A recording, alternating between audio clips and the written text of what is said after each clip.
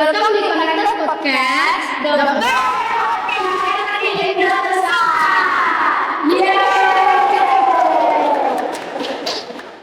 Nah, hari ini kita udah masuk di episode ke-3. Di sini kita kedatangan tamu spesial, Pak Fanda Tegar Wisasono. Ya, Bapak ini adalah guru agama di SMP Kristen Kasiobel ya. Kenalin, kita berdua adalah host di episode kali ini. Nama saya adalah Floppy. Saya adalah Ray. Nah, tema podcast kita hari ini tuh mengandalkan Tuhan dalam kehidupan sehari-hari. Pernah nggak sih Bapak merasa kalau kayak orang-orang di kehidupan kita tuh dunia ini tuh nggak selalu mengandalkan hal duniawi dibandingkan mengandalkan Tuhan gitu? Iya, kayaknya saya berpikir bahwa kalau kita hitung berapa persen atau enggaknya, memang lebih banyak orang-orang mengandalkan dunia daripada Tuhan. Menurut Bapak, kalau agar kita nggak selalu mengandalkan hal duniawi, gimana Pak?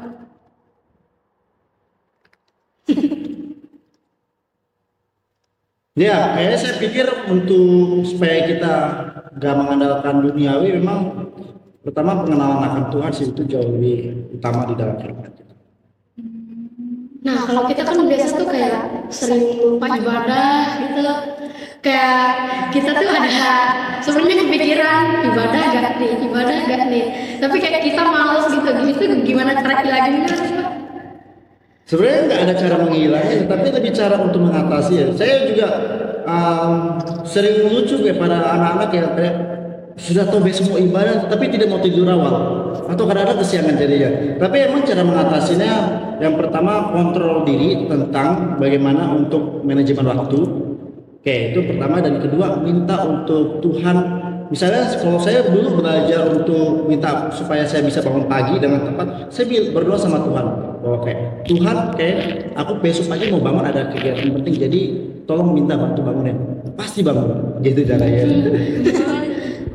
Jadi kalau kita apa sih? Kalau pernah nggak sih Bapak merasa tuh nggak ada pengharapan di dunia ini gitu? Kalau kita di luar Tuhan ya nggak ada harapan, itu udah pasti. Di luar Tuhan. Kalau percaya Tuhan tuh kayak gimana sih, Pak? Kalau percayanya kan biasa kayak gitulah, kayak terus berdoa gitu, itu termasuknya percaya gak sih? Ya, kalau masuk namanya percaya ya, saya coba berpikir selama tentang kehidupan saya yang saya alami. Memang kalau namanya percaya itu bukan sesuatu hal yang perlu dilihat dulu, tapi sesuatu hal yang dirasakan terlebih dahulu, baru ada rasa dampak dan efeknya. Seperti itu, baru kita ada rasa percaya. Karena percaya dengan Tuhan, konsep percaya Tuhan dan konsep percaya manusia itu sesuatu hal yang paling berbeda. Sudut pandang kita melihat juga dan cara berpikir kita juga berbeda. Seperti itu. Saya pikir menarik sih pembicaraan ini, karena memang saat-saat ini dunia itu udah mulai hilang harapan.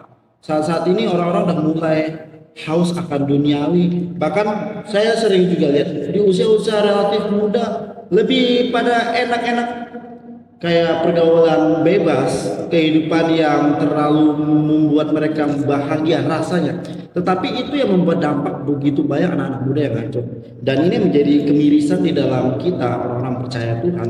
Maka dari itu ya, kita yang percaya ini menjadi sebuah pelopor, kita yang percaya ini menjadi sebuah penggebrakan untuk orang-orang yang tidak mengenal Tuhan. Bagaimana kita memberikan mereka opsi atau solusi di dalam kehidupan mereka ketika mereka menghadapi sebuah masalah.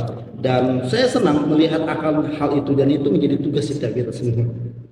Kalau mereka yang selalu kayak misalnya mereka pergaulan bebas gitu kan, tapi mereka ingin bertobat tuh menurut Bapak itu mereka harus gimana agar bisa bertobat gitu Pak? Bertobat itu jauh lebih gampang.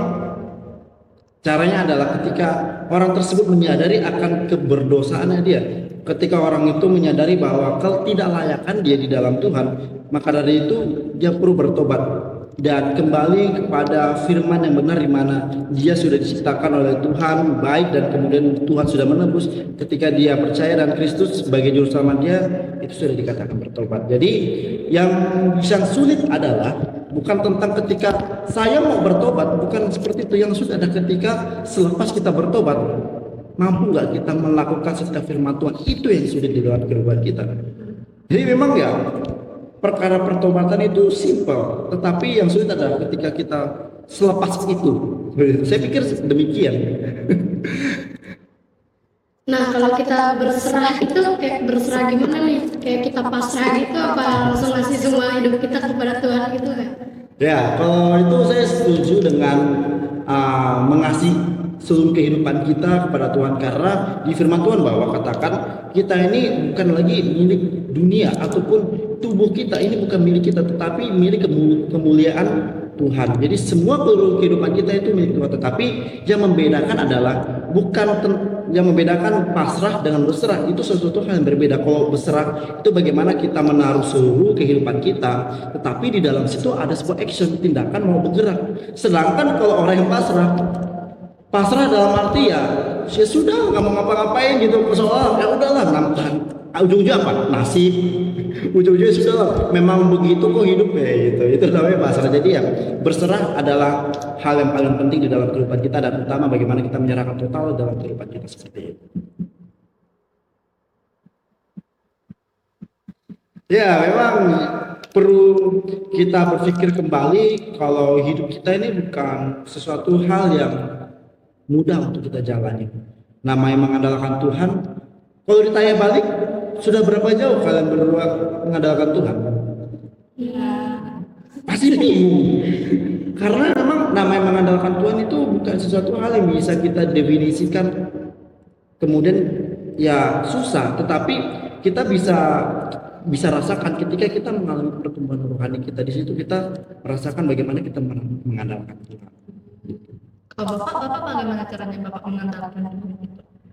Mengandalkan Tuhan, ya Tuhan gak mulu-mulu ya minta untuk supaya kita sesuatu hal yang besar baru kita andalkan dia. Tetapi mulailah dari hal kecil. Contoh yang tadi saya katakan, ketika saya tahu besok saya mau pelayanan dan butuh bangun pagi jam 5 nih, kadang kan alarm karena sakit capeknya latihan, sakit capeknya dengan aktivitas, jadi kadang tidur larut sehingga takut bangun pagi. Minta doa, andalkan Tuhan. Tuhan, tolong saya pagi ini saya mau bangun karena besok mau pelayanan, jadi bantu saya supaya bangun. Pasti bangun. Karena saya sudah sering banget mencoba itu. Tapi kalau kalian coba lah.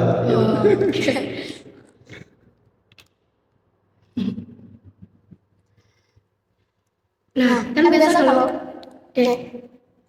ini termasuk topik tadi ya, kalau kayak berserah gitu kan kita kayak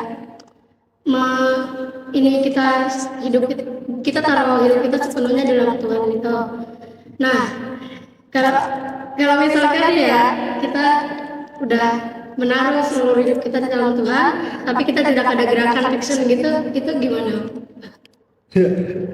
Gak ada gerakan atau action, emang susah, nggak akan bisa. Konsep iman dan di dalam pengharapan itu kan harus ada tindakan. Tapi kalau kita nggak menjalankan tindakan, percuma, imanmu nggak akan benar di hadapan Tuhan. Iman itu ditentukan ketika kita mau bertindak, ketika kita mau terus hidup maju di dalam Tuhan. Nah, yang menjadi sebuah problematik di dalam kehidupan kita, terutama usia kita saat ini. Saya juga walaupun di usia 24 tahun, tapi merasa memang kamu dengan saya itu sama sebenarnya. Masalah yang kita hadapi itu sama, adalah rasa tidak mau hidup di dalam Tuhan. Contoh, ibadah. Kemudian soal berdoa. Berapa sekali kalau kalian mau tidur bisa berdoa? Apalagi udah capek langsung gitu. Apalagi kalau udah kasihkan main HP tiba-tiba ketiduran. Nah, itu sering. Hal-hal kecil aja kadang kita sulit bagaimana kita mau andalkan Tuhan, sulit kita mau bersandar pada Tuhan. Tapi bukan menjadi sesuatu hal yang mustahil. Kita bisa mencoba itu dan mencoba. Makanya di dalam setiap kehidupan kita, yang Tuhan minta adalah, yuk kita mau berusaha. Di dalam kehidupan kita mau belajar untuk lekat di dalam Tuhan. Tuhan nggak langsung katakan, kamu harus 100%. ikut saya, enggak begitu. Tapi yang katakan adalah berusaha dan kita mau belajar untuk dekat sama Tuhan. Seperti itu. Ya kembali kepada hati kita, kehidupan kita dengan Tuhan. Tapi jangan lupa bahwa kehidupan kita ini bukan milik kita, tapi miliknya Tuhan. Ketika kita memahami itu, pasti kita tahu mana kehidupan kita yang sesuai dengan Tuhan, apa yang Tuhan melakukan, itu kita pasti tahu. Terasa banget. Kalau kita mengandalkan Tuhan, kita perlu ingat dong sama Tuhan tiap saat gitu kan Kak. Ya. Ada orang tuh yang sering lupa kalau ada Tuhan di dunia ini, atau kayak Iya, benar. gitu kan. Jadi menurut Bapak, bagaimana cara agar kita dapat hidup yang selalu ingat Tuhan itu? Nah, lucunya orang-orang saat ini adalah kalau lupa dengan Tuhan, menurut kalian dalam kondisi apa? Dalam kondisi ketika banyak uang. Orang kalau bisa lupa karena Tuhan, itu dalam kondisi lagi pekerjaannya itu lagi lancar. Ketika pekerjaannya mulai bangkrut, keuangan mulai merosot, anak mulai berantakan, kehidupan mulai mendapatkan kehancuran, langsung tiba-tiba ingat Tuhan, tahu ke gereja. Coba lagi kaya-kaya, yang mana ada pergi ke gereja. Tapi emang ya kita yang anak Tuhan nih, kita bukan hidup seperti dunia. Jadi dalam kondisi suka duka, miskin dan kaya, semua di dalam kehidupan kita letakkan sama Tuhan. Ingat akan Tuhan di dalam kehidupan kita. Jadi nggak ada alasan. Saya banyak melihat bahwa banyak orang-orang yang percaya Tuhan yang hidupnya di dalam berkecukupan, artinya segala hal yang bisa miliki bisa, tetapi mereka juga hidup takut di hadapan Tuhan. Yang penting itu semua didasari dengan iman. Kalau iman mereka benar, pasti mau hidup dalam susah maupun hidup dalam berkecukupan, mereka pasti selalu ingat akan Tuhan. Tapi kita kembali lagi berbeda dengan orang-orang dunia yang tidak mengenal Tuhan. Itu. Nah, kalau kita kan biasa melihat tuh kan orang-orang yang kayak bukan nakal lagi sih itu sih, kayak lebih parahnya lagi tuh, tiba-tiba datang ke gereja itu tetap bakal kayak diberi pengampunan enggak? Oh, pasti. Tuhan itu disebut sebagai sahabatnya orang-orang berdosa. Ingat, Tuhan datang ke dunia bukan untuk orang-orang kudus. Iya, bukan untuk orang-orang kudus, bukan untuk orang-orang suci. Waktu itu ya kita berbicara tentang bagaimana orang-orang Farisi itu dianggap sebagai orang-orang kudus, orang-orang paham tentang Taurat Tuhan. Tetapi apakah Tuhan datang untuk mereka? Enggak. Tuhan datang untuk semua orang yang telah berdosa. Sekalipun mereka paham tentang Taurat Tuhan, belum tentu kehidupan mereka benar. Faktanya, banyak orang-orang Farisi, banyak orang-orang yang tahu bait Allah, tahu Taurat, hidupnya yang mencela Yesus pada waktu itu. Jadi Yesus datang itu untuk semua orang yang berdosa. Jadi sekalipun anak itu nakal, sekalipun anak itu pernah masuk di dalam dunia malam, dunia gelap, ketika dia mau datang ke gereja, gereja adalah tempat wadah untuk dipulihkan. Makanya konsep di dalam gereja itu adalah seperti rumah sakit. Jadi orang-orang yang sakit butuh pertolongan pasti datang ke rumah sakit untuk minta solusi, untuk minta bagaimana untuk supaya sembuh. Gereja juga demikian. Makanya gereja bukan tempat orang-orang sempurna. Gereja bukan tempat orang-orang yang kudus, tetapi gereja adalah tempat orang-orang sakit. Sakit di sini bukan sakit jiwa ya. Sakit di sini itu bermacam-macam. Kalian pikir kalian sehat-sehat gini sehat? Enggak. Sakit kita nih semua sakit gitu loh. Tapi memang kondisi kita yang berbeda-beda. Walaupun nampak kayak seperti sehat, tapi mungkin ya sekarang saya mengalami pusing. Kalian juga nggak akan tahu ternyata saya sakit. Iya gitu. Tetapi kembali lagi bahwa hidup kita, keberdosaan kita di hadapan Tuhan, semua bisa diampuni ketika kita mau datang kepada Tuhan, ketika kita mau berserah kepada Tuhan. Itu dia. Mungkin perlu ya kita belajar untuk melihat ternyata hidup di dalam Tuhan itu luas banget. Tidak hanya ketika soal makan berdoa, soal tidur berdoa, tapi banyak banget. Makanya dari itu kita sebagai anak-anak Tuhan harus menjalankan setiap apapun yang Tuhan tetapkan kepada kita, kita harus lakukan. Itu dia kunci di dalam kehidupan kita. Maka dari itu barulah setiap kasih karunia Tuhan, setiap keselamatan kekal yang Tuhan berikan ada sama kita. Keselamatan kekal. Ya, keselamatan kekal. Keselamatan kekal itu kayak Keselamatan kekal itu adalah di mana kita yang akan mati, mungkin lebih pada meninggal ya. Kalau mati kayak hewan ya. Kayak aneh banget kalau manusia dibilang mati. Mungkin bahasa rohani itu dipanggil Tuhan, keren ya. Dipanggil Tuhan. Nah, ketika kita dipanggil Tuhan di dalam kondisi kita percaya, kita akan memperoleh kehidupan kekal, yang artinya adalah kita memperoleh kehidupan bersama Bapa di surga. Tetapi bagaimana dengan orang yang tidak percaya? Orang yang tidak percaya jelas akan masuk di dalam kematian kekal. Tapi perlu kita sama-sama belajar, perlu kita sama-sama lihat bahwa Tuhan tidak pernah menciptakan neraka untuk manusia. Tuhan menciptakan ada neraka untuk penghakiman bagi iblis, bagi si malaikat jatuh. Tetapi kenapa banyak manusia bisa masuk ke dalam situ? Karena dunia ini sudah rusak. Makanya kita butuh penebus, makanya kita butuh penolong melalui Yesus Kristus itu. Makanya setiap orang yang percaya, kita akan ditebus. Barulah kita akan masuk di mana hidup di dalam Tuhan dengan tubuh kemuliaan bersama Bapa di surga. Bagaimana kalau kita tidak percaya? Ya sudah. Hukuman kekal, yaitu maut di api neraka. Itu. Ya seram memang. Karena kalau saya tanya balik, sekarang kalau kalian di hari ini habis selesai podcast, kita tiba-tiba kalian tumbang kan, habis itu udah gak bernyawa, kira-kira kalian mau mana? Mungkin agak ekstrem ya kalau saya bertanya seperti itu. Nah, sekalipun kita berpikir mungkin, ya mau kemana ya? Contohnya barangkali saya baru mungkin jalan turun dari tempat ini, tiba-tiba jatuh di tangga, terus meninggal. Nah, saya mau kemana? Kayak bicara tentang mau kemana itu bukan tugas kita. Tugas kita adalah kita yang saat ini mari kita jalankan firman Tuhan, kita lekatkan hidup kita dengan Tuhan, barulah ke depan ketika kita Tuhan panggil kita akan siap. Ingat, orang-orang percaya itu secara konsepnya adalah Tuhan tidak akan panggil kepada kita secara sembarangan atau secara acak, tetapi Tuhan panggil ketika sudah tepat waktunya. Kayaknya ya ini bahasa sederhana yang saya buat supaya kita sama-sama memahami. Kayaknya Jonathan, bagi saya Jonathan itu maksudnya bagi Tuhan Jonathan sudah melakukan pelayanan, melakukan segala apa yang Tuhan inginkan di dalam kehidupan Jonathan. Ketika Tuhan melihat Jonathan sudah waktu untuk balik, pasti balik. Nggak mungkin secara random pakai spin. Nama si ini dimasuk kemudian diputar pakai spin. Kena Jonathan, pulang kau. Ya Tuhan nggak sekonyol itu sih bagi saya. Tuhan itu memiliki struktur yang tidak bisa kita pahami. Tapi yang bisa kita pahami adalah ketika kita melakukan firman Tuhan, kita akan tahu.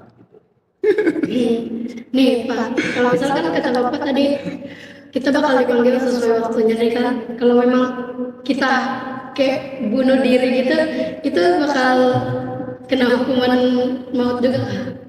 Nah, kita soal bicara pengharapan di dalam hidup, bagaimana kalau kita menyerah, apakah bunuh diri menjadi solusi?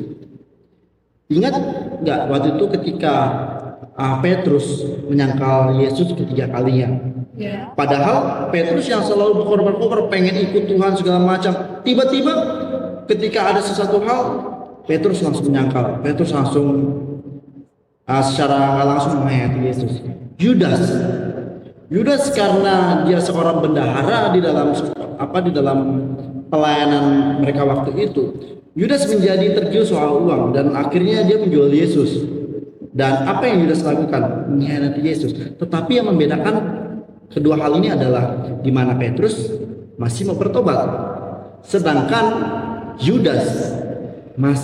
Yudas memilih untuk bunuh diri. Kalian tahu bahwa namanya bunuh diri itu adalah sesuatu hal yang tidak berkenan di hadapan Tuhan. Coba ya, seandainya Yudas tidak bunuh diri, kemana Yudas sekarang?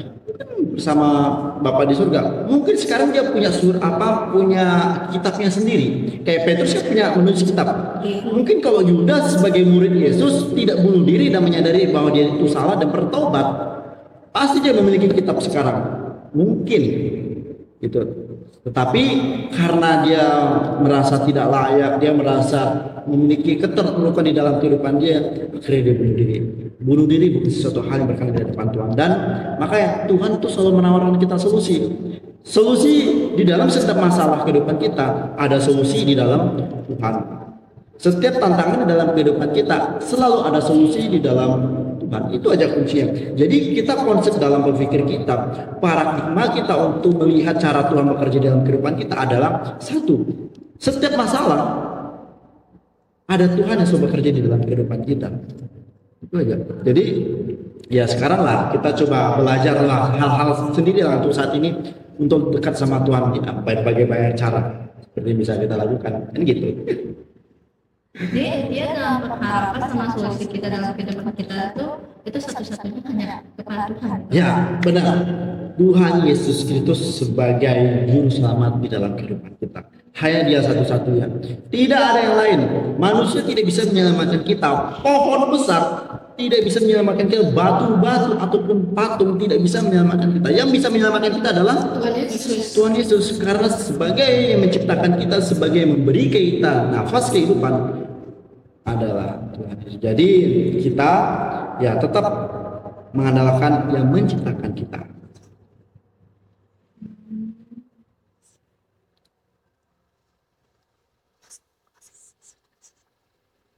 Nah, sekarang kita sudah mengakhiri sesi pertama kita. Sesi kedua itu menjawab pertanyaan dari teman-teman kita yang di IG. Iya, boleh. Kayaknya saya sudah gak sabar di pertanyaan-pertanyaan macam apa yang mereka kasih kepada saya. Atau kira-kira, Pak, kenapa nyamuk diciptakan ya? Siapa tahu ada itu kan. Kayak gak. Oke, sesi pertama kita nyampe sini aja. Tunggu kami lagi di sesi kedua. Bye-bye.